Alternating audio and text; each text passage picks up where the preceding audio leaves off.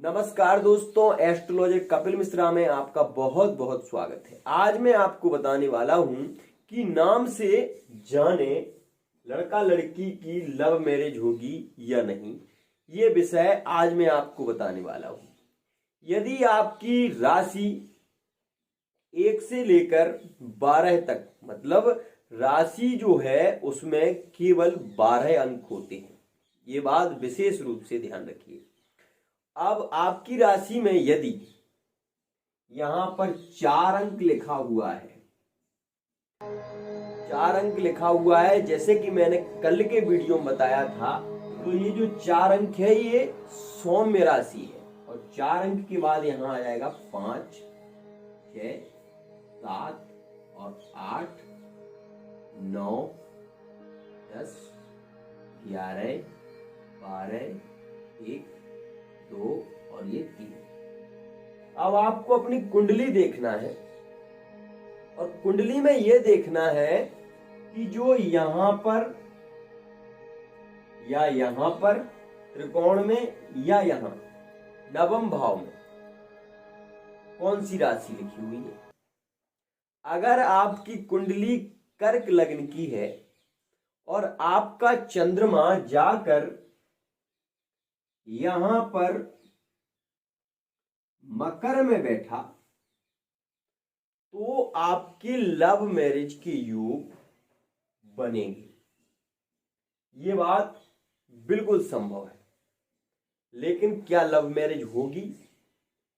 नहीं हो पाएगी। तो ये यहां पर लव मैरिज का योग नहीं बन पाएगा। क्यों नहीं बन पाएगा? क्या कारण होगा? तो उसके लिए हमें शनि को देखना होगा। यदि यहां पर चंद्रमा मौजूद है और शनि जाकर आपका यहां वृश्चिक राशि में बैठ गया, तो यह लव मैरिज के योग बना देगा और लव मैरिज ही होगी, अरेंज नहीं होगी। तो वहीं अगर स्थिति थोड़ी हटकर हुई, मान लीजिए यहां 4 अंक नहीं हुआ, मान लीजिए यहां 4 अंक नहीं है और यहां पर है 7 अंक। दोनों बातें बता दूंगा मैं। यहां 7 अंक है तो यहां आएगा 8, 9, 10, तो यहां आ जाएगा 11, यहां आएगा 12, यहां आएगा 1, 2, 3, 4, 5 और ये 6। अब मित्रों यहां पर शुक्र की राशि आ गई। तो ये जो शुक्र की राशि है, अब हमें यह देखना होगा कि चंद्रमा क्या सौम्य राशि में मौजूद है, मतलब जो 4, 6, 8, 10 इसमें मौजूद है। तो चंद्रमा इसमें से त्रिकोण में या केंद्र में होना जरूरी है। या तो चंद्रमा यहां बैठा हो कर्क राशि में, या फिर चंद्रमा यहां मकर राशि में मौजूद हो। अब यहां पर शुक्र की स्थिति देखनी होगी कि शुक्र कहां मौजूद है। अगर शुक्र जाकर यहां बैठ जाता है तो मित्रों यह लव मैरिज होगी, अरेंज नहीं होगी। इसकी भी लव मैरिज का योग बनेगा, क्योंकि ये सप्तम, मतलब जो शुक्र की राशि है, शुक्र जाके बन जाएगा, सीधा पहुंचेगा नवम भाव में। चंद्रमा मकर राशि का पूर्ण राशि से युत हो जाएगा और यहां पर ये शुक्र की दृष्टि जाके वृश्चिक राशि पर पड़ेगी और मंगल अगर उच्चिष्ट अवस्था में रहा तो लव मैरिज का योग बन जाएगा। अब मित्रों ये जानते हैं, क्या अरेंज मैरिज के योग अलग होते हैं? हाँ, अलग होते हैं अरेंज मैरिज के योग। अरेंज मैरिज के जो योग होते हैं वह थोड़े से अलग स्थिति में देखे जाते हैं और अलग ही होते हैं। तो मित्रों सबसे पहले तो हमें ये देखना होता है कि यहाँ पर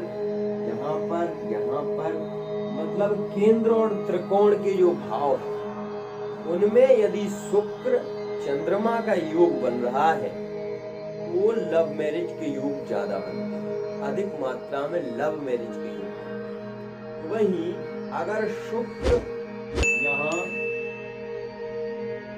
षष्ठम भाव में हुआ या फिर शुक्र जाके अष्टम भाव में हुआ, तब यह कमजोर अवस्था में आ जाता है।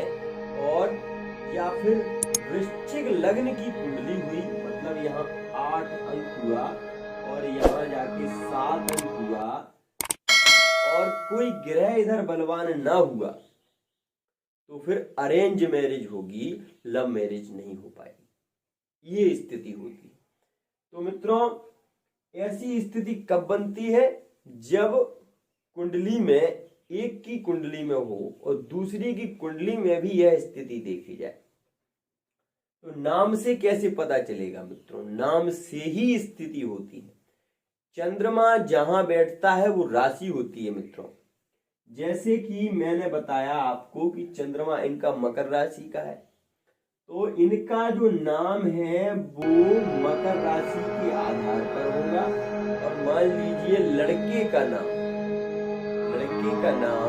या लड़की का नाम, मान लीजिए मेष राशि का लड़का है, तो मेष राशि का लड़का, उसका मंगल और इसका ये शनि, मंगल शनि का योग, क्योंकि ये मकर राशि उच्च का होता है, तो इसमें लव मैरिज के योग बन जाएंगे और बहुत अधिक मात्रा में लव मैरिज के योग बनेंगे।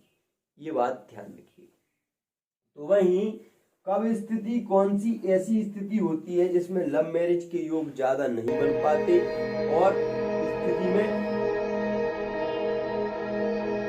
अरेंज मैरिज ही होती है, मजबूरियों में या फिर कोई स्थिति में। मित्रों, उसे भी देखो, जैसे कि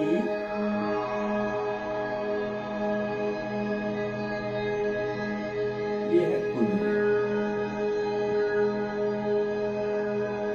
में सबसे महत्वपूर्ण भाव और भूमिका होती है चंद्रमा। चंद्रमा अगर पंचम भाव में मौजूद है और पक्ष बली है, मतलब शुक्ल पक्ष का है या कृष्ण पक्ष का है, पर पक्ष बली चंद्रमा है, तो एक तो व्यक्ति बुद्धिमान ज्यादा होगा।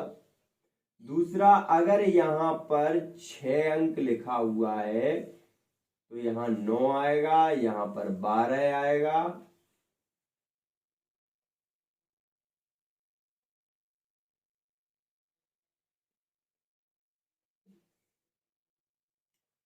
तो इस प्रकार से राशियां मौजूद हो जाएंगी। मित्रों, अब ये स्थिति में राशि आ गई। राशि आने के बाद यहाँ मान लीजिए चंद्रमा है मकर राशि है मंगल की, और यहीं आकर मान लीजिए कि मंगल भी मौजूद है आपकी कुंडली में या नहीं है। आपकी राशि मकर है, लड़के की राशि मेष है, और चंद्रमा मंगल का आपकी कुंडली में योग बना हुआ है, तो भले ही लड़के की कुंडली में ऐसा योग ना हो, लेकिन आपकी कुंडली में अगर ऐसा योग है तो आपकी लव मैरिज के ज्यादा योग है, और चंद्र कुंडली के आधार पर आपकी कुंडली भी मंगली हो जाएगी। ये स्थितियां होंगी। तो मित्रों, ये स्थिति है।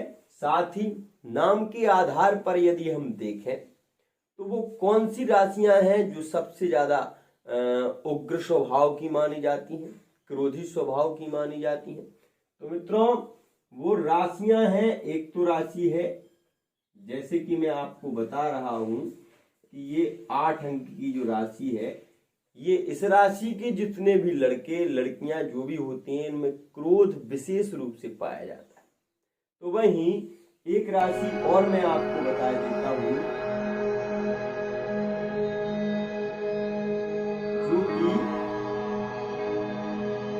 विशेष रूप से ये सिंह राशि में भी बहुत क्रोध स्थिति पाई जाती है। वहीं धनु राशि में इतना क्रोध नहीं होता, परंतु मेष राशि में भी क्रोध देखा जाता है।